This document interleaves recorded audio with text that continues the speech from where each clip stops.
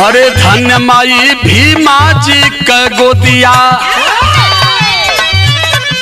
धन्य माई भीमा जी का गोदिया, भारत के दियवले बाया जा दिया। धन्य माई भीमा जी